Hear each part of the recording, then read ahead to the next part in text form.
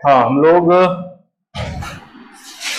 GDP, प्रति व्यक्ति आय, राष्ट्रीय आय, प्रति व्यक्ति शुद्ध राष्ट्रीय आय, प्रति व्यक्ति सकल राष्ट्रीय आय, जीवीए, इनका आकलन करने के संबंध में दो पद्धतियां हैं। एक तो स्थिर मूल्यों के आधार पर इनका आकलन किया जाता है, दूसरा है प्रचलित या चालू मूल्यों के आधार पर आकलन किया जाता है। हालांकि आपको ये पूछा नहीं जाएगा, इसका मतलब सिर्फ आपको लिखने को आएगा कि स्थिर मूल्यों के आधार पर प्रति व्यक्ति आय कितनी है, चालू मूल्यों के आधार पर प्रति व्यक्ति आय कितनी है, ये आपको याद करना है डेटा, और प्रति व्यक्ति आय क्या होती है वो याद करना है। ये कभी नहीं पूछा जाएगा कि बाजार मूल्य पर, साधन लागत पर, स्थिर मूल्यों पर या प्रचलित मूल्यों पर प्रति व्यक्ति आय जीडीपी क्या होती है। इस तरह क्वेश्चन नहीं आते हैं, लेकिन एक समझने के लिए, एक कॉन्सेप्ट समझने के लिए जो है ये चीज मैं आप लोगों को बता रहा हूं। मैंने आप लोगों को कल 4 चीजें बताई थी। एक है बाजार मूल्य पर, है ना, जीडीपी ऑन मार्केट प्राइस, इसको बोलते हैं जीडीपी एमपी। दूसरा बताया था साधन लागत पर GDP on factor cost, GDP FC लिखा जाता है, जीडीपी एमपी, जीडीपी एफसी। फिर इन्हीं दोनों में स्थिर मूल्यों के आधार पर और प्रचलित मूल्यों के आधार पर जीडीपी या राष्ट्रीय आय, प्रति व्यक्ति आय, जो भी आपको निकालना हो वो मैंने बताया। एक बार फिर से उसको देख लो, एक बार रिवीजन में करा देता हूं। बाजार मूल्य पर अगर हम जीडीपी या प्रति व्यक्ति आय या राष्ट्रीय आय निकालते हैं तो उसमें मार्केट में जो प्राइसेस हैं वस्तुओं के, सेवाओं के, जो मार्केट में मूल्य हैं, बाजार में जो मूल्य हैं, उनको लेकर के हम जो है कैलकुलेशन करते हैं और उसके आधार पर हम जीडीपी निकालते हैं, जीवीए जो भी है, जो आपको निकालना है ना। कहने का मतलब यहाँ पर यह है कि एक वर्ष में जो भी वस्तुएं उत्पादित हुई हैं, जो भी सेवाएं प्रदान की गई हैं, उनकी मार्केट प्राइस क्या है, उस मार्केट प्राइस के आधार पर उन वस्तुओं सेवाओं की जो कीमतें हैं उनको जोड़ देते हैं। इससे हमें जो है जीडीपी या राष्ट्रीय आय, प्रति व्यक्ति आय प्राप्त हो जाता है। तो ये है बाजार मूल्य पर GDP on market price, GDP MP. इसी से फिर निकालते हैं साधन लागत पर जीडीपी ना। साधन लागत में क्या करते हैं कि इसमें एक्चुअल जो कॉस्ट होती है किसी वस्तु के निर्माण में, किसी सेवाओं को प्रदान करने में, जो एक्चुअल कॉस्ट होती है उसको हम जो है इसमें कैलकुलेट करते हैं, निकालते हैं। इसलिए उसमें जो टैक्सेस ऐड होते हैं अलग से, किसी वस्तु का जो बाजार मूल्य होता है उसमें टैक्स जुड़े हुए होते हैं, है ना। मार्केट में जो वस्तु बेची जा रही है वो टैक्स सहित बेची जा रही है, उसमें टैक्स इंक्लूड है। जैसे मैंने आप लोगों को कल बताया था कि किसी वस्तु की कीमत, मान लीजिए मार्कर है, इसकी कीमत 20 रुपए है, मार्केट प्राइस 20 रुपए है, तो 20 रुपए जो है वो टैक्स मिलाकर के 20 रुपए है। एक्चुअल कॉस्ट इसकी कम होगी, इसको जब बनाया गया होगा उसकी कॉस्ट कम होगी, उसमें कुछ टैक्स जोड़ दिए गए, ऐड कर दिए गए, तो उसकी कीमत 20 रुपए होगी। मान लीजिए 15 रुपए का मटेरियल इसमें लगा हुआ है, यानी इसको बनाने में 15 रुपए की लागत लगी हुई और 5 रुपए उसमें टैक्स जोड़ दिए गए, तो ऐसे 20 रुपए हो गए, है ना। आप लोग किसी वस्तु को खरीदने जाते हैं तो उसमें आप देखते हैं कि उसमें प्राइस लिखा रहता है, वस्तु की प्राइस लिखी रहती है। प्राइस मान लीजिए लिखी है 100 रुपए और उसके ब्रैकेट में लिख दिया जाता है इंक्लूडेड इन ऑल टैक्सेस, लिखा रहता है।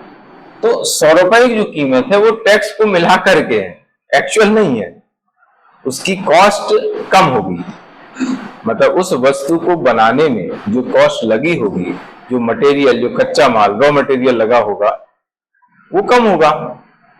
लेकिन 100 रुपए की जो कीमत मार्केट में है वो सब टैक्स मिला करके है ना। अब वो टैक्स क्या हो सकते हैं, जीएसटी होता है, बाहर से कोई वस्तु आती है तो उसमें कस्टम ड्यूटी अलग से लगता है, है ना। मैंने बीच में बताया था, आगे भी हम टैक्स पढ़ेंगे तो उसमें आएगा कि जो इनडायरेक्ट टैक्स है वो जीएसटी में कन्वर्ट हो गए, लेकिन कस्टम ड्यूटी अभी भी अलग से लिया जा रहा है।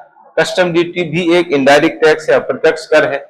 सीमा शुल्क जिसको बोलते हैं, सीमा शुल्क या कस्टम ड्यूटी जो है ये अप्रत्यक्ष कर होता है, तो उसको जीएसटी में समाहित नहीं किया गया है, उसको जीएसटी से अलग रखा गया।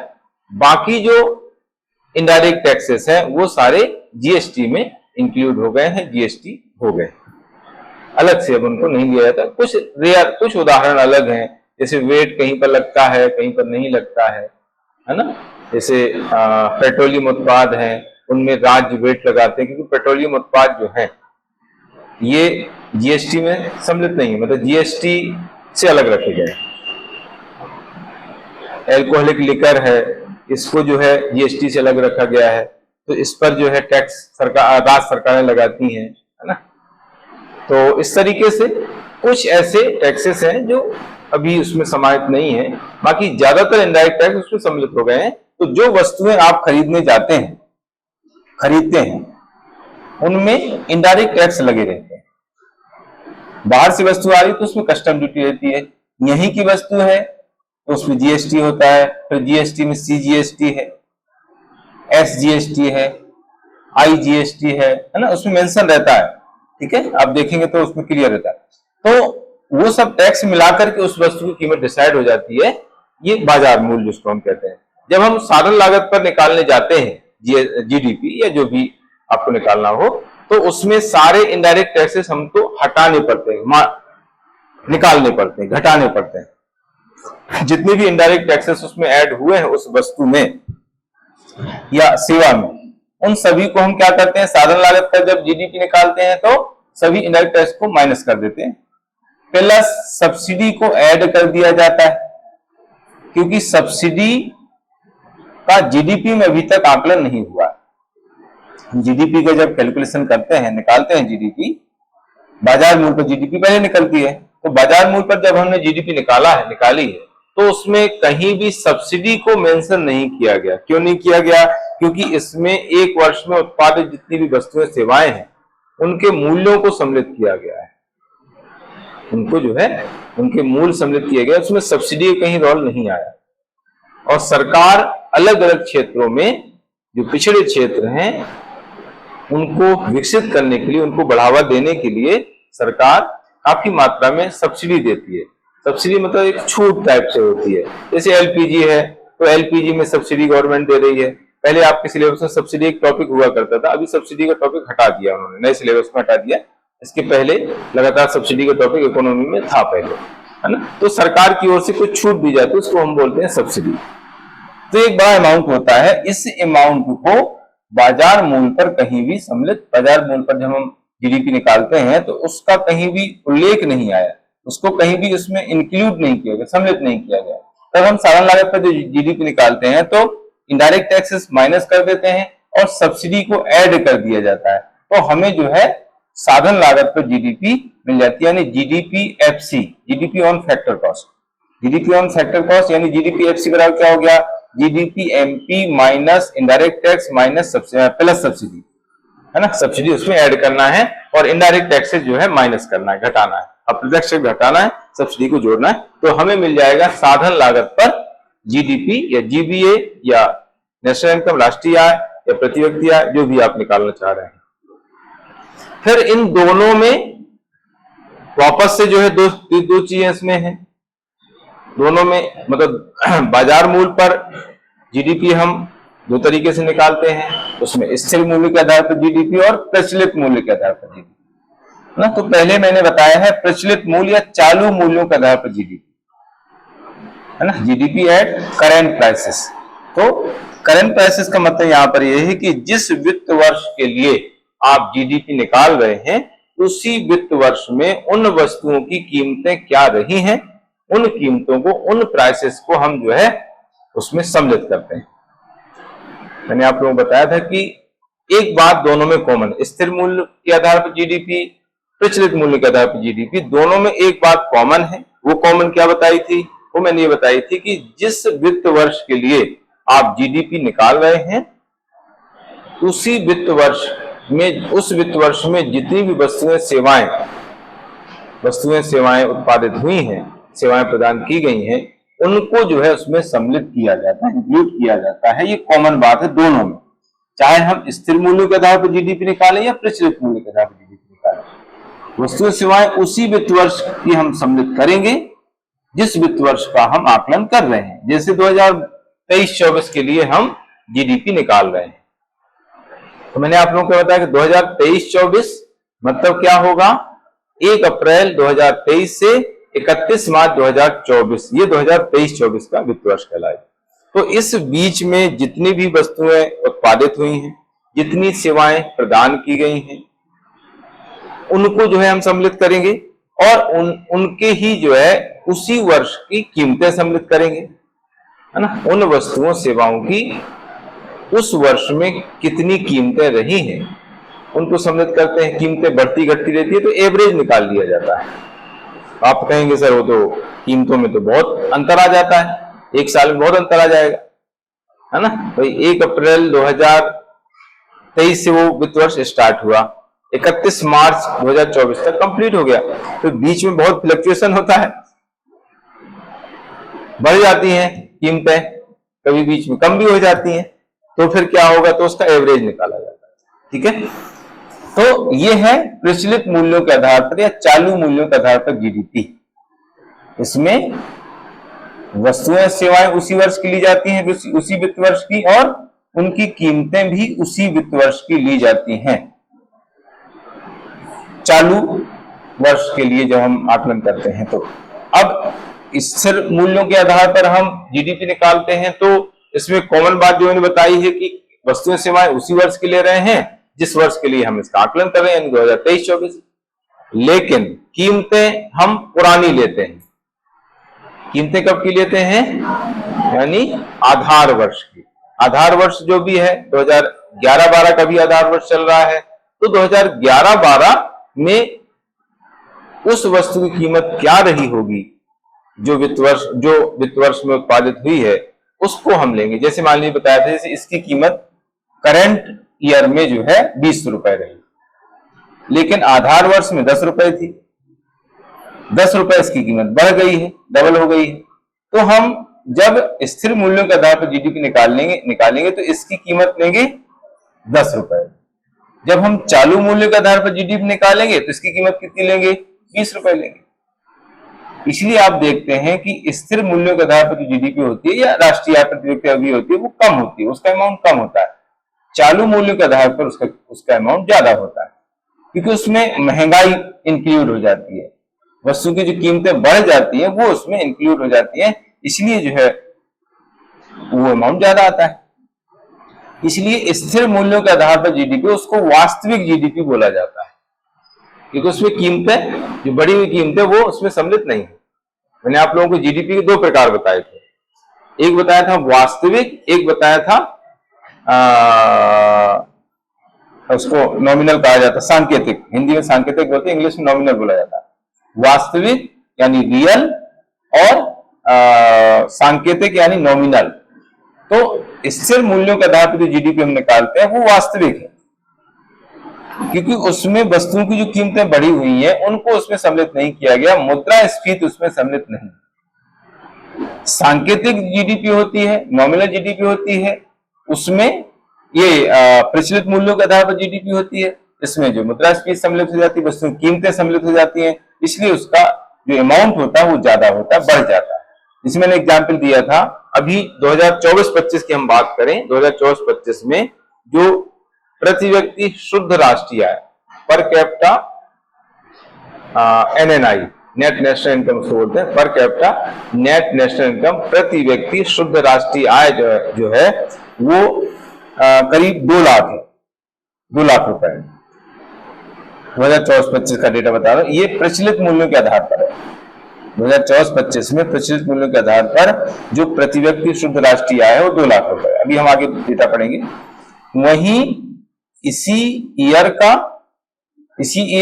की जो प्रति व्यक्ति शुद्ध राष्ट्रीय आय स्थिर मूल्यों पर है वो 1,12,000 है। और सोचो 1,12,000 और 2 लाख, कितना अंतर है। लगभग लगभग डबल का अंतर होता है, क्योंकि कीमतें बढ़ जाती हैं। अब जितनी कीमतें बढ़ती हैं उस हिसाब से जो है वो उसमें अमाउंट में वृद्धि होती है। मान लीजिए डबल कीमतें हो गई हैं, तो स्थिर मूल्यों के आधार पर जो जीडीपी है उससे चालू मूल्यों के आधार पर जीडीपी डबल हो जाएगी, या प्रति व्यक्ति या डबल हो जाएगी, क्योंकि कीमतें जस्ट डबल हो गई। जिसमें नहीं बताया 10 रुपए 20 रुपए, आया समझ में? तो वही मैंने यहां पर जो है इसका फॉर्मूला लिखा है कि स्थिर मूल्य पर जीडीपी बराबर प्रचलित मूल्य पर जीडीपी माइनस मुद्रास्फीति, यानी उसमें जो महंगाई बढ़ी है उसको हम माइनस कर देंगे, तो हमें जो है किसमें प्रचलित मूल्य पर जीडीपी हमारे पास जो है उसमें हम क्या करेंगे, मुद्रास्फीति माइनस कर देंगे, तो हमें स्थिर मूल्य के आधार पर जीडीपी आ जाएगी, क्योंकि इसमें जो महंगाई है, वस्तु कीमतों में जो वृद्धि हुई है वो इसमें इंक्लूड रहती है। जब हम इसमें से महंगाई को माइनस कर देंगे तो हमें स्थिर मूल्य के आधार पर जीडीपी मिल जाएगा। तो आगे बात समझ में, 4 चीजें मैंने बताई हैं और चारों ये समझने वाली हैं। हालांकि मैंने पहले बता दिया कि इसमें आपको ऐसा कुछ पूछा नहीं जाएगा, ऐसा लिखने को नहीं आएगा, लेकिन बार बार ये चीजें आती हैं पढ़ने में, तो बच्चे को कंफ्यूजन होता है कि यार ये चक्कर क्या है। बच्चे के दिमाग में प्रश्न आता है कि ये है क्या, आता है। हम कहीं भी बुक पढ़ते हैं या कोई मैगजीन पढ़ते हैं, पेपर पढ़ते हैं, तो उसमें जो है ये हमेशा ये टर्म यूज होते हैं इकोनॉमी में, तो वहां बच्चा फिर परेशान हो जाता है कि यार ये क्या चक्कर है। हालांकि पेपर वाले आप कभी देखो, पेपर में जो डेटा देते हैं वो कभी मेंशन नहीं करते हैं कि किसके आधार पर ये हम जीडीपी बता रहे हैं, इसके आधार पर प्रति व्यक्ति बता रहे हैं, वो बहुत कम ऐसा मेंशन करते हैं। तो बच्चे को समझ में नहीं आता है कि ये चक्कर जो अमाउंट है ये क्या है, किस आधार पर है। ऐसे जीडीपी में वृद्धि दर के डेटा आप पढ़ते हैं, उसमें भी कभी कभी मेंशन नहीं करते हैं। जीडीपी में जो वृद्धि दर होती है ना, जैसे हम कह रहे हैं 8.2% की वृद्धि दर 2023-24 में जीडीपी में वृद्धि यानी विकास दर, ग्रोथ रेट इंडिया की 8.2% है। अब ये कहीं आपको ऐसा लिखा नहीं मिलता है कि 8.2% किस आधार पर, वहां पर भी 2 आधार हैं, हर जगह 2 आधार मिलेंगे। तो 8.2% जो है ये स्थिर मूल्य के आधार पर जीडीपी में वृद्धि दर है, यानी विकास दर स्थिर मूल्य के आधार पर है वो, लेकिन मेंशन आपको कहीं रहता नहीं है। ज्यादातर जो डेटा आते हैं वो स्थिर मूल्य के आधार पर आते हैं, क्योंकि वो रियल, उसको रियल जीडीपी बोला जाता है ना।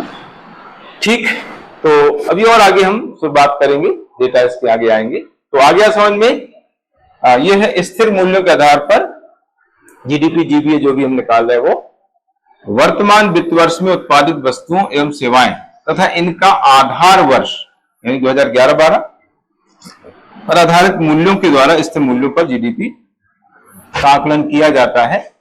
इसके अंतर्गत एनएसओ, इसको पहले सीएसओ कहते थे, अब नाम इसका एनएसओ हो गया है।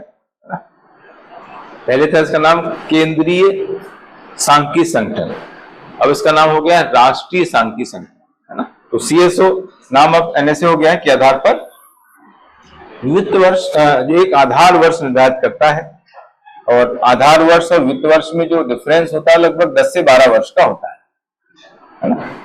2011-12 है, और अभी जो वित्त वर्ष चल रहा है ये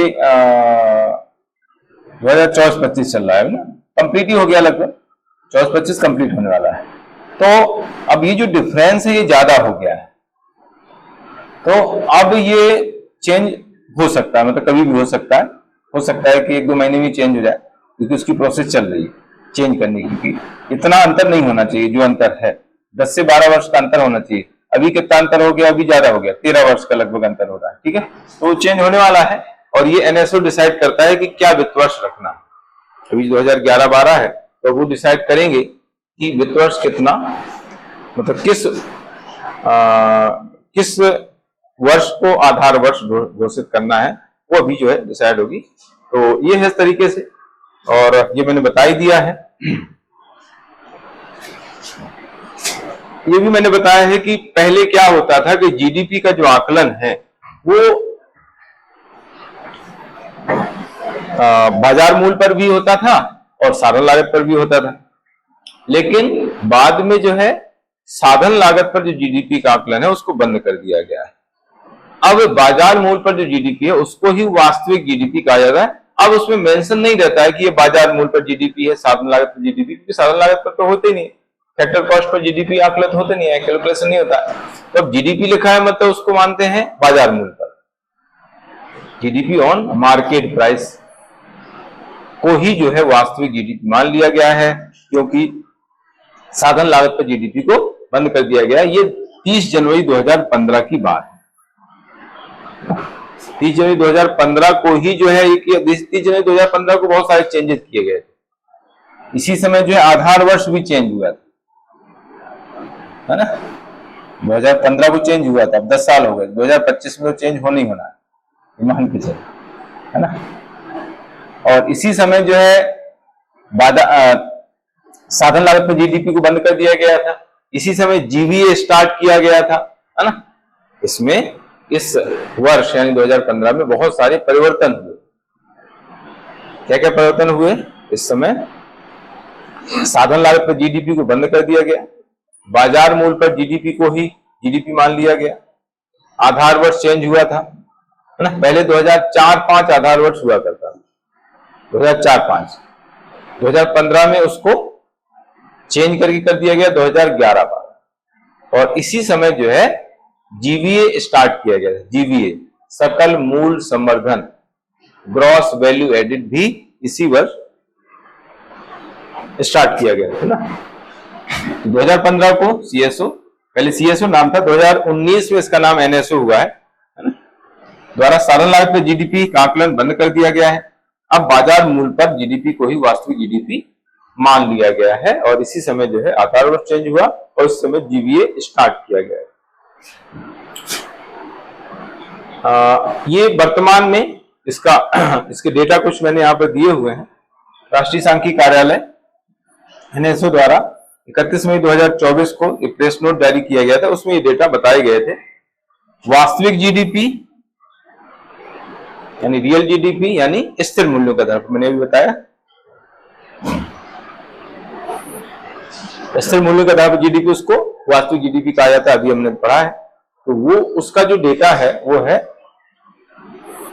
173.82 लाख करोड़ अनुमानित है। नाममात्र जीडीपी या सांकेतिक जीडीपी कहते हैं इसको, सांकेतिक, ये प्रचलित मूल्य या वर्तमान मूल्य या चालू मूल्य, है ना। इसी को प्रचलित मूल्य भी बोलते हैं, चालू मूल्य भी बोलते हैं, वर्तमान मूल्य बोलते हैं, और इंग्लिश में करेंट प्राइसेस। अब आप सोचोगे हिंदी में कितने सारे नाम,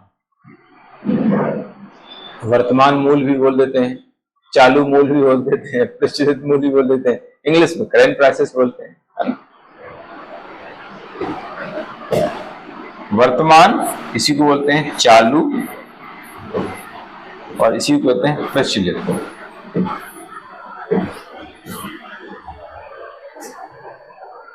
इसमें परमानेंट प्राइस वैसे वर्ड आता है ना, ये कांस्टेंट लिखा, परमानेंट प्राइस आता है, कांस्टेंट सही है, अच्छा कांस्टेंट, हाँ तो ये सही, कहीं की परमानेंट भी लिख देते हैं लेकिन कांस्टेंट ज्यादा सही है।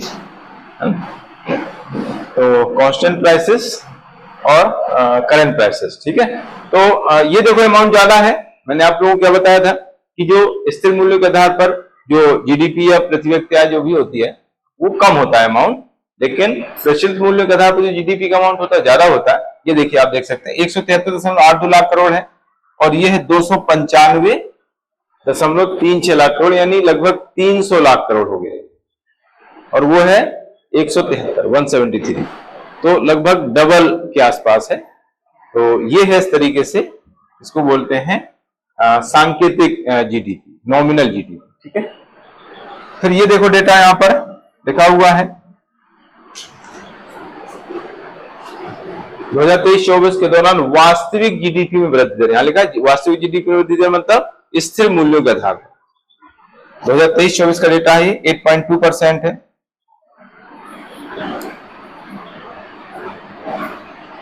स्थिर मूल्यों के आधार पर, मूल्यों के आधार पर। अभी हम विकास दर अलग से पढ़ेंगे तो उसमें मैं दोनों बताऊंगा, हालांकि मेन यही रहता है, इसी को ज्यादा ध्यान रखना होता है, बाकी प्रचलित मूल्य के आधार पर भी जीडीपी में वृद्धि दर वो भी है 9% के आसपास में पढ़ेंगे। ये 8.2% है, मतलब वो उसमें वृद्धि ज्यादा दिखाई जाती है ना, लेकिन मेन इसी रहती है, यही डेटा आपको ज्यादातर लिखा हुआ मिलता है। इसके बाद फिर मैंने अभी जो नई आर्थिक समीक्षा आई है उसके अकॉर्डिंग भी यहाँ पर बताया है। वास्तविक जीडीपी में वृद्धि दर 2024-25 का डेटा है, ये 6.4% आर्थिक समीक्षा 2024-25 के हिसाब से है। वास्तविक जीडीपी में वृद्धि दर ये है 2025-26 में अनुमान है 6.3 से 6.8%।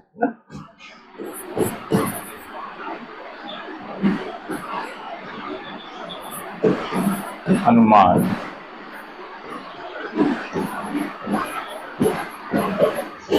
एनएसओ द्वारा आर्थिक समीक्षा के माध्यम से जो है ये अनुमान लगाए गए हैं 2024-25 में ये जीडीपी रहेगी।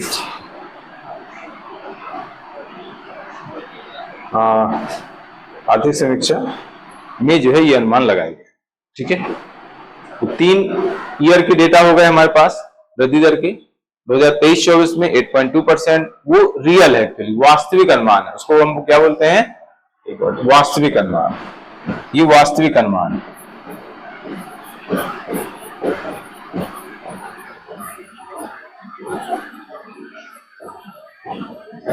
है ना, इसको कहते हैं वास्तविक अनुमान। और ये जो है प्रारंभिक अनुमान इनको कहा जाता है, प्रारंभिक इनिशियल जो एस्टिमेट है वो उनको बोलते हैं। तो 6.4% 2024-25 का डेटा है, 6.3 से 6.8% 2025-26 का। अब क्या है कि आर्थिक समीक्षा में आजकल ऐसे डेटा देने लगे क्योंकि उनको पता है कि एग्जैक्ट तो रहेगा नहीं, है ना, तो उसके बीच में कोई ना कोई आंकड़ा फिट बैठ जाएगा, इसलिए वो जो है वो थोड़ा ऐसा बताते हैं, एग्जैक्ट नहीं बताते हैं।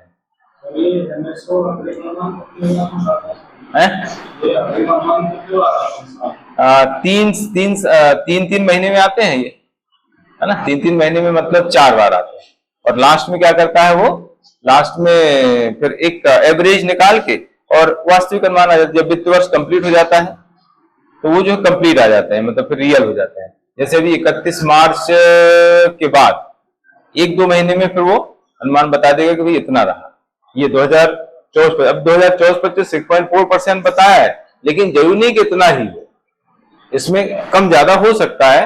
ये अप्रैल मई के आसपास जो है बताया जाएगा, एनएसओ बता देगा कि जो अनुमान लगाया गया था उतना रहा या उससे कम ज्यादा रहा, है ना। तो 6.4% के आसपास रहने का है, लेकिन ये रियल यानी वास्तविक अनुमान हमें कब पता चलेगा, जब वित्त वर्ष कंप्लीट हो जाएगा तब, ठीक है। अभी ये अनुमान है, वास्तविक अनुमान नहीं है। 8.2% जो हमने 2023-24 को पढ़ा वो वास्तविक है ना, ठीक है, ऐसा रहता है।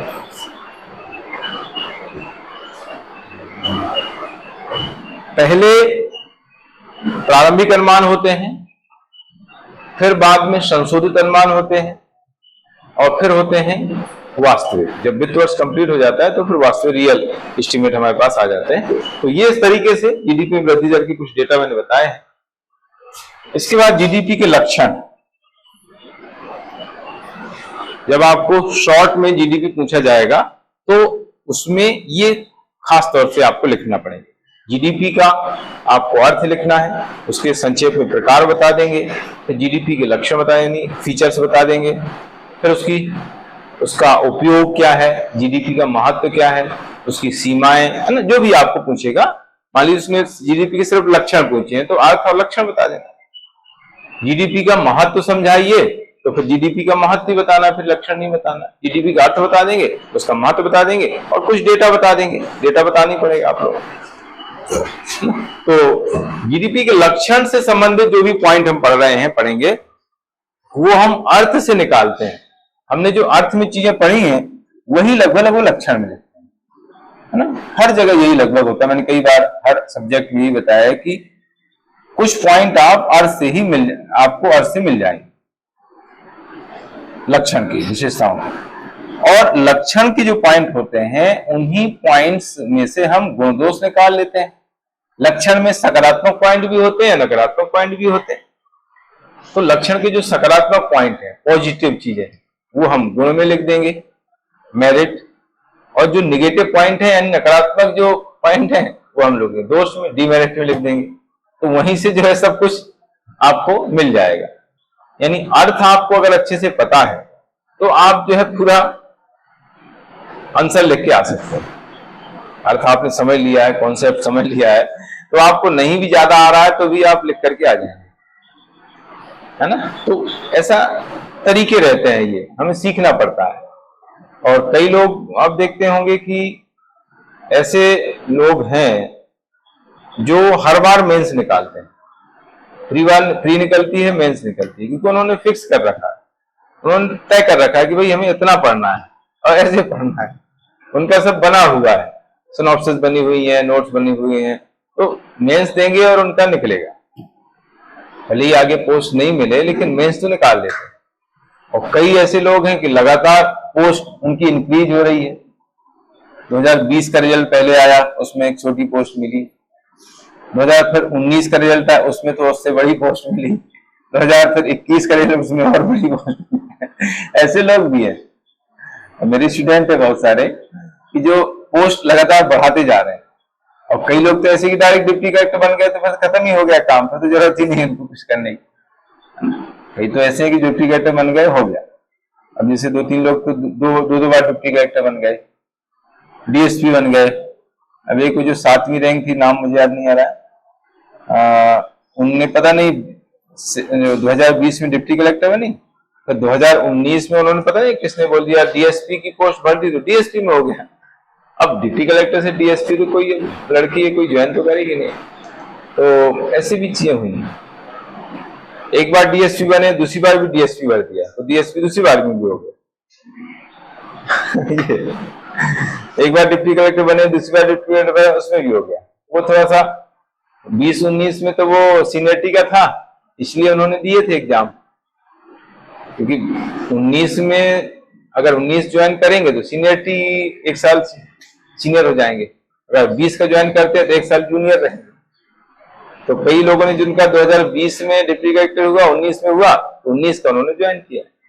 तो मैं ये कह रहा हूं कि कुछ चीजों को पता है कि हमें कैसे लिखना है, क्या लिखना है, किस तरीके से तैयारी करना है, बस उतना वो पढ़ के चले जाते हैं, ज्यादा पढ़ते भी नहीं, और उनका मेंस निकल जाता है और पोस्ट भी बढ़ा लेते हैं।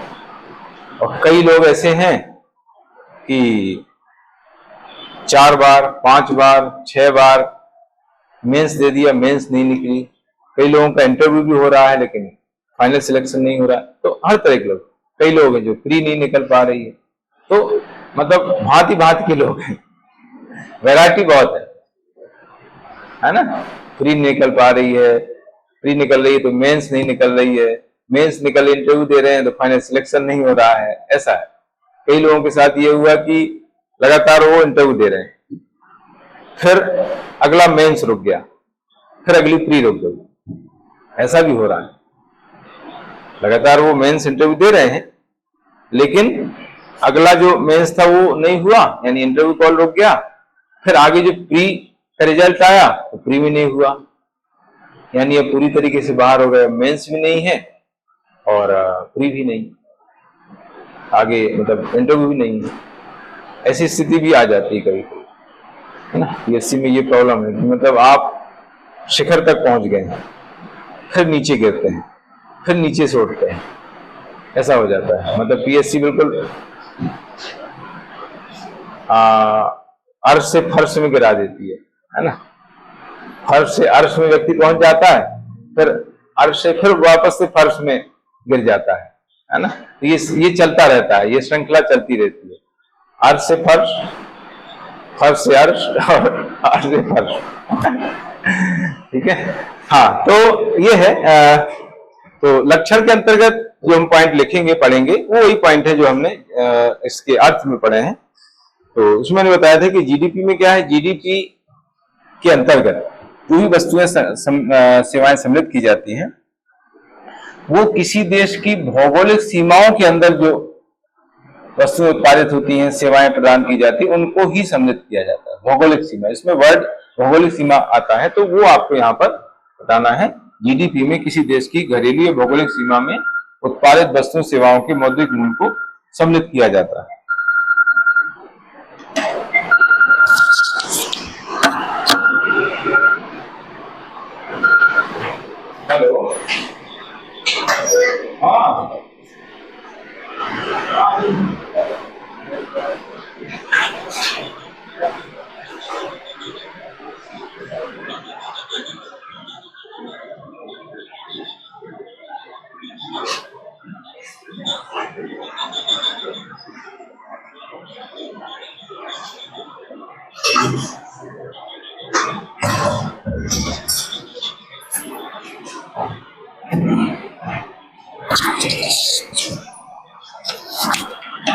हाँ, तो किसी देश की भौगोलिक सीमा में जो भी उत्पादन होता है, जो भी सेवाएं प्रदान की जाती हैं, उनको ही सम्मिलित किया जाता है, उनका मौद्रिक मूल्य सम्मिलित किया जाता है। यानी मुद्रा के मूल्य में जो मुद्रा का जो मूल्य होता है, मुद्रा के रूप में उनका जो कीमत होती है, मूल्य होती है, उनको ही इसमें सम्मिलित किया जाता है। जीडीपी में विदेशों से प्राप्त जो शुद्ध आय है उसको शामिल नहीं किया जाता। यानी कहने का मतलब यहाँ पर यह है कि हमारे देश के जो नागरिक हैं, हमारे देश की जो कंपनियां हैं, विदेशों में जो उत्पादन कार्य कर रही हैं, उनको भारत की जीडीपी में सम्मिलित नहीं किया जाता, उनको वहां की जीडीपी में सम्मिलित किया जाएगा। जैसे अमेरिका, हमारे यहाँ की कोई कंपनी अमेरिका में उत्पादन कर रही है, सेवाएं दे रही है, या यहाँ के नागरिक अमेरिका में सेवाएं दे रहे हैं, तो उनकी सेवाओं, उनके द्वारा जो वस्तुएं उत्पादित की जा रही है, सेवाएं दी जा रही है, उनका जो मौद्रिक मूल्य है उसको भारत की जीडीपी में सम्मिलित नहीं करेंगे, बल्कि अमेरिका की जीडीपी में सम्मिलित करेंगे, क्योंकि अमेरिका की घरेलू सीमा में वो काम हो रहा है ना।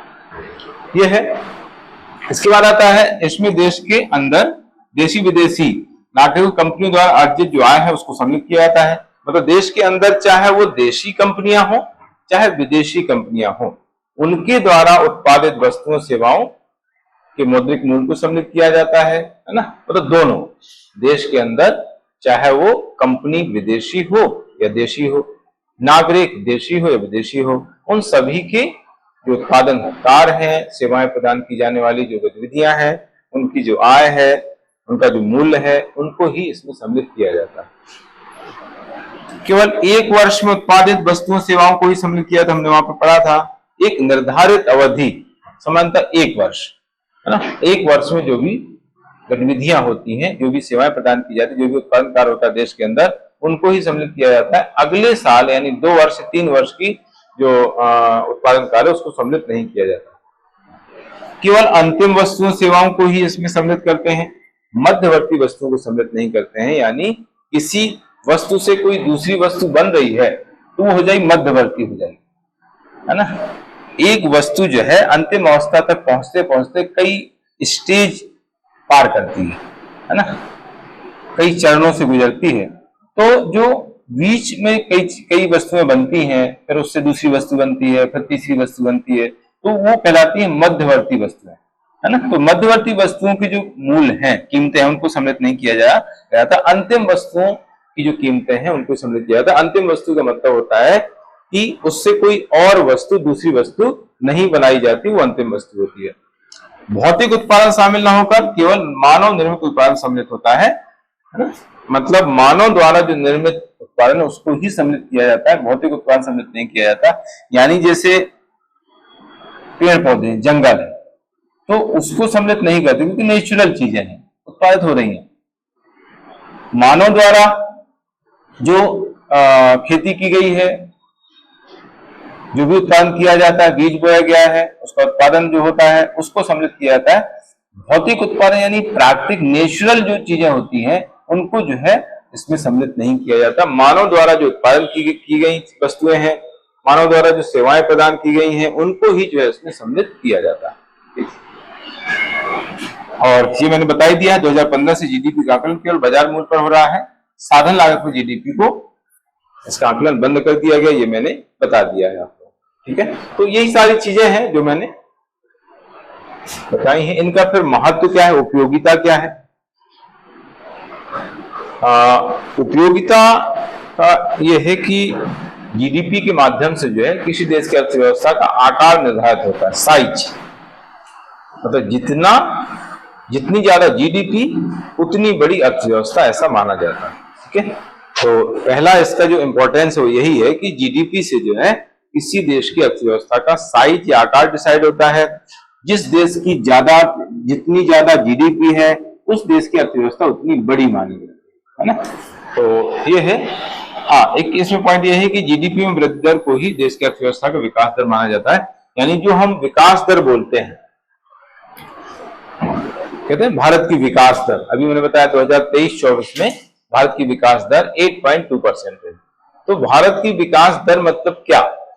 भारत की विकास दर का मतलब है जीडीपी में वृद्धि दर, है ना। जीडीपी में जो वृद्धि होती है पिछले वर्ष के मुकाबले इस वर्ष में जो वृद्धि हुई है उसको ही हम कहते हैं भारत की विकास दर। जैसे अभी मैंने बताया कि 2023-24 में भारत की विकास दर 8.2% रही। तो ये क्या है? ये 2022-23 के मुकाबले 2023-24 में जीडीपी में जो वृद्धि हुई है उसका परसेंटेज है ना। मतलब 2023-24 के मुकाबले 2022-23 के मुकाबले 2023-24 में भारत में 8.2% की वृद्धि हुई है। वो भारत की विकास दर कही जाती है ना। इसको हम कैसे निकालते हैं वृद्धि दर को? पिछले वर्ष की जीडीपी रुपए में, यानी 2023-24 की जीडीपी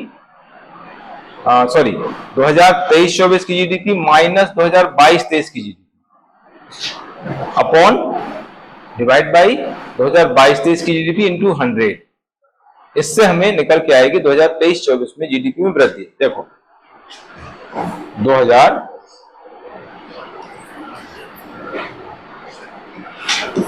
वित्त वर्ष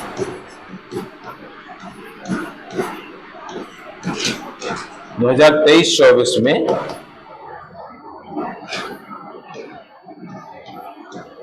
जीडीपी में वृद्धि, इसी को कहते हैं विकास दर। इसी को विकास दर कहा जाता है। विकास दर 2023-24, ठीक है। विकास दर 2023-24। तो इसको कैसे निकालेंगे? इक्वल टू 2023-24 में जीडीपी 2023-24 की जीडीपी आएगा ना, की जीडीपी रुपए में माइनस 2022-23 की जीडीपी रुपए में अपॉन 2022-23 की जीडीपी इंटू 100। तो हमें मिल जाएगी क्या? 2023-24 में जीडीपी में कितनी वृद्धि हुई है, इसी को हम कहेंगे विकास दर, ग्रोथ रेट, ठीक है।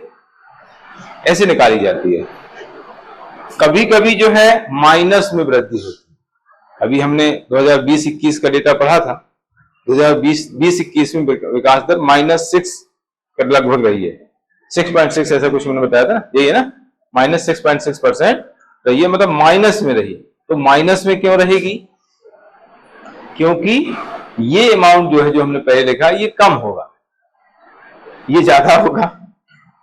यानी पिछले वर्ष के मुकाबले इस वर्ष जो है जीडीपी कम हो गई, है ना। तो जब हम कम अमाउंट को ज्यादा अमाउंट से माइनस करेंगे तो माइनस में आएगा।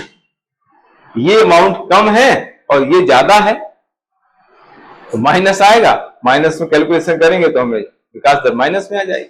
तो वही हुआ 2020-21 में, यही हुआ था।